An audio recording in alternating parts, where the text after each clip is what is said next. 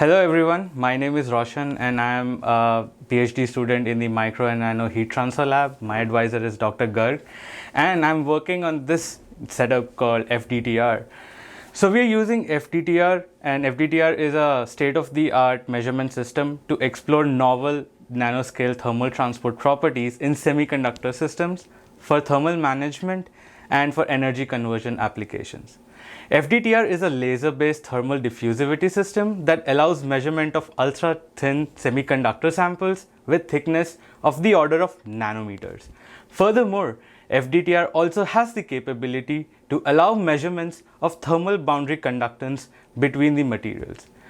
FDTR can be used to explore nanoscale heat transfer effects by changing laser frequency, which changes the penetration depth of the heat signal.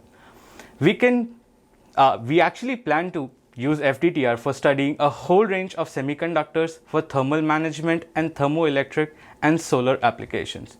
FDTR uses two lasers. One is a pump laser which sinusoidally heats up the sample, and the probe laser measures the phase shift of the induced temperature response. The phase shift is used to extract thermal conductivity information, and I can explain how this works.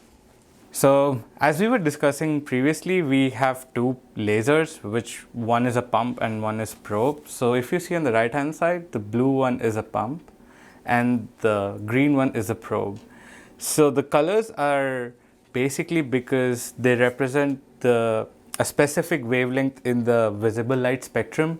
So 473 nanometer wavelength light is blue in color, and similarly 532 nanometer light is green in color. So these lasers are operating on those specific wavelengths, therefore they have those respective colors.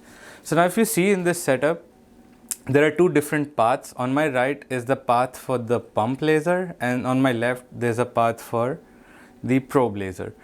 And so we'll go through the paths.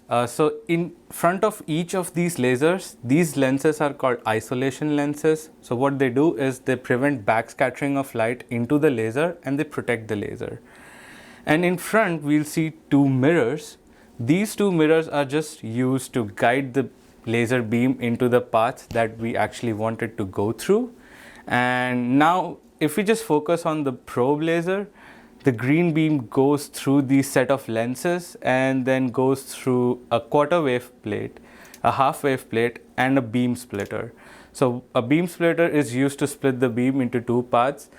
And now if you see, this green beam goes through this dichroic mirror, through this pair of lenses into the objective below.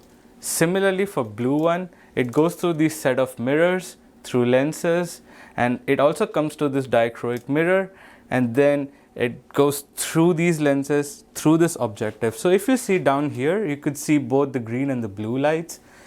So when there is a sample, the sample is always coated with gold. So what gold does is it has a very high affinity to the blue laser or the wavelength. So it lets it pass through but does not let it go out. So therefore always the pump lasers are blue in color.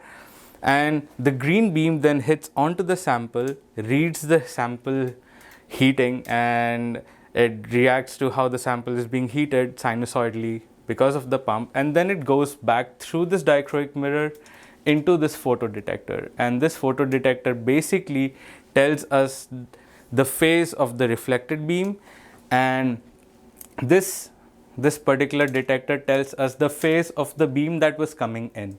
So the difference of the phases between the incident beam and the reflected beam gives us a phase lag, which corresponds to a particular thermal property of the material.